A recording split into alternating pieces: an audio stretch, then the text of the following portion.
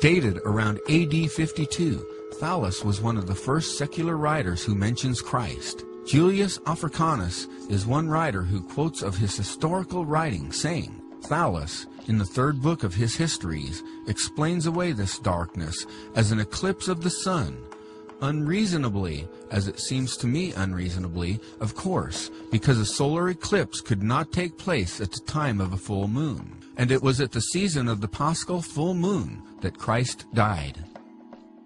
This reference of the Gospel account confirms that darkness fell upon the land during the crucifixion of Jesus, and that this event was well known and required a naturalistic explanation from the non-Christians, such as Thallus. Another remarkable reference to this supernatural darkness is found in the manuscript of another pagan historical writer named Phlegon from Lydia. In approximately AD 138, he noted, during the time of Tiberius Caesar, an eclipse of the sun occurred during the full moon. Phlegon's reference to this event is also mentioned by the 3rd century Christian apologist Origem and the 6th century writer Philippon. A Syrian Stoic philosopher named Mara bar Seraphion wrote a letter from prison to his son sometime after AD 70. In the letter, he compares Jesus to the philosophers Socrates and Pythagoras. He wrote, "What advantage did the Athenians gain from putting Socrates to death? Famine and plague came upon them as a judgment for their crime.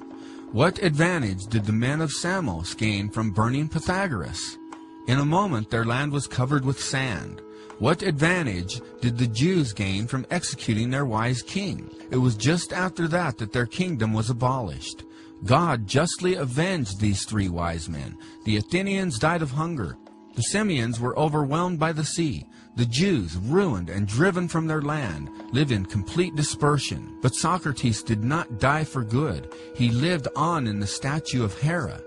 Nor did the wise king die for good. He lived on in the teaching which he had given." This letter refers to the gospel statement that was placed above the cross of Jesus. The writer also mentioned that the Jews suffered judgments of God after executing their king, which most likely is a reference to the destruction of Jerusalem and the temple by Rome in AD 70.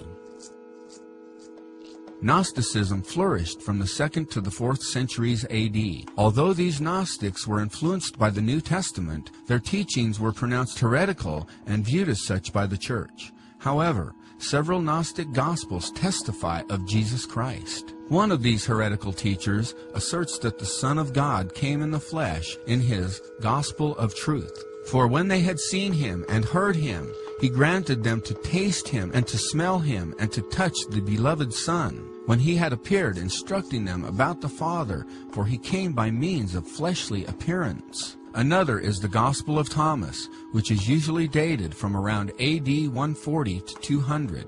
In this Gnostic Gospel, Jesus said, "It is I who am the light which is above them all.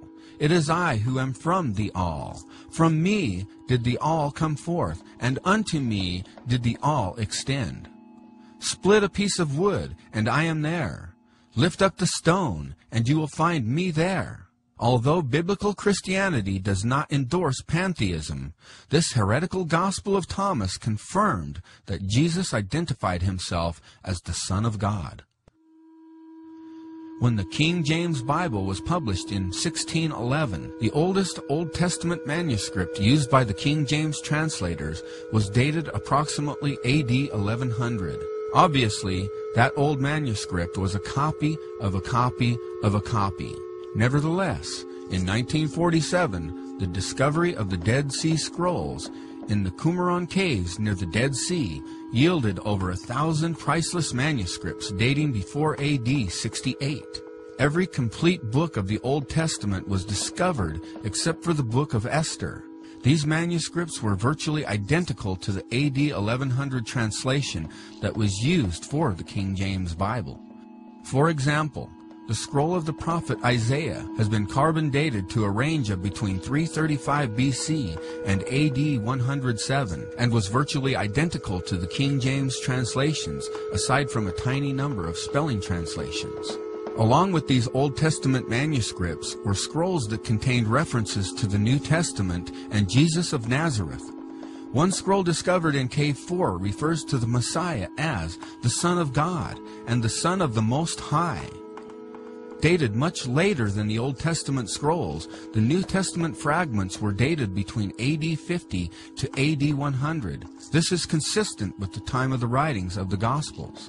Aside from the Dead Sea Scrolls, there are also a number of Jewish references to the ministry of Jesus of Nazareth as well. Josephus, the Jewish historian, is known for historical works such as Jewish Antiquities, finished in AD 93 or 94. One passage reads, "Now there was about this time Jesus, a wise man, if it be lawful to call him a man, for he was a doer of wonderful works, a teacher of such men as received the truth with pleasure.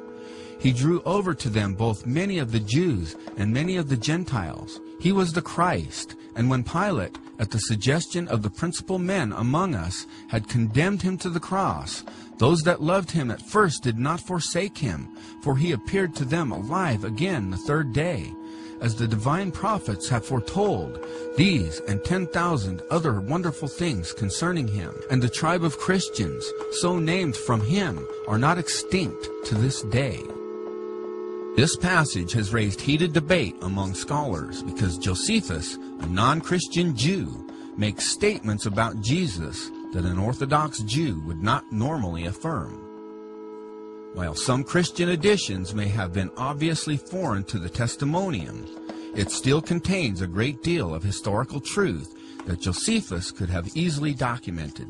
In fact, the vast majority of scholars do not dismiss the account as a forgery, but believe that Josephus did mention Jesus in this passage, but later insertions were made by a Christian scribe. Hence, the statements about Jesus that a non-Christian like Josephus wouldn't have made. But the style of Josephus is authentic. The term wise man is typical for Josephus's writings. The accusation that this text is a forgery is an exaggeration. Origen even quoted Flavius Josephus in AD 245. He said, "Flavius Josephus, who wrote the Antiquities of the Jews in 20 books, when wishing to exhibit the cause why the people suffered so great misfortunes that even the temple was razed to the ground, said that these things happened to them in accordance with the wrath of God, in consequence of the things which they had dared to do against James, the brother of Jesus, who is called Christ. And the wonderful thing is that though he did not accept Jesus as Christ, he gave testimony that the righteousness of James was so great. And he says that the people thought that they had suffered these things because of James." The Babylonian Talmud asserts that Jesus, or Yeshu, was indeed a rabbi with followers. It says, Yeshu had 5 disciples, Mattai, Nekai, Netzer, Buni, and Toda. While Mattai may be a reference to Matthew's, the names of the others identified could be any of hundreds of disciples that followed Jesus. We also read in the Talmud of the crucifixion of Jesus, or Yeshu. It has been taught, on the eve of Passover they hanged Yeshu, but not having found anything in his favor, they hanged him on the eve of Passover. Another version of this text says, Yeshu the Nazarene, making the link to Jesus much stronger. The word hanged is another way of referring to the crucifixion. The reference that the crucifixion occurred on the eve of Passover agrees with the account in John 19:14. Obviously, Jesus was a real person. But who is Jesus? Was Jesus a liar, a lunatic, or was Jesus Lord? This question may be answered by his resurrection.